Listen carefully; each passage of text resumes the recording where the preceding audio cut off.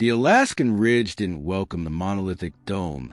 It endured it, built from a single, seamless pour of high-strength concrete and reinforced with a dense grid of rebar.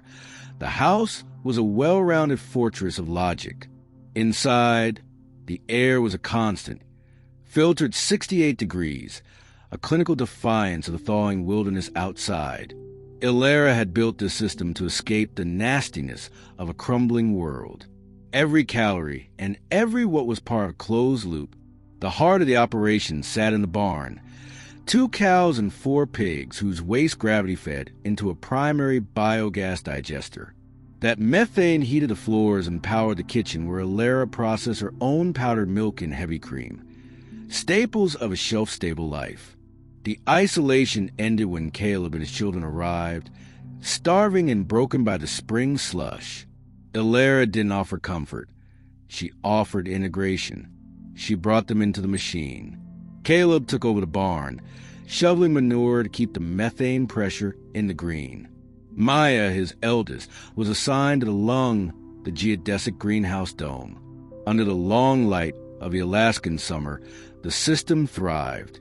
The orange trees grew heavy with fruit, and the outdoor plots exploded with the starch needed for winter. Potatoes and cabbage. The house was no longer a tomb of solitude.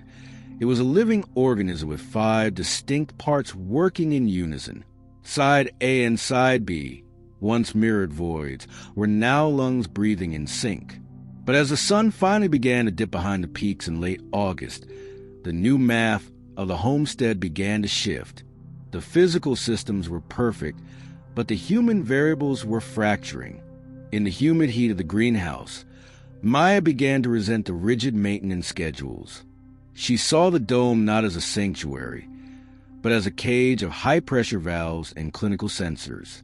The harvest was coming in, the cellars were filling, and the biogas tanks were at maximum capacity. Yet, as the first true night of autumn settled over the ridge, Elara realized that while her concrete walls could withstand a mountain slide, they were now vibrating with an internal pressure she couldn't monitor on a screen. The loop was holding, but the fracture had begun.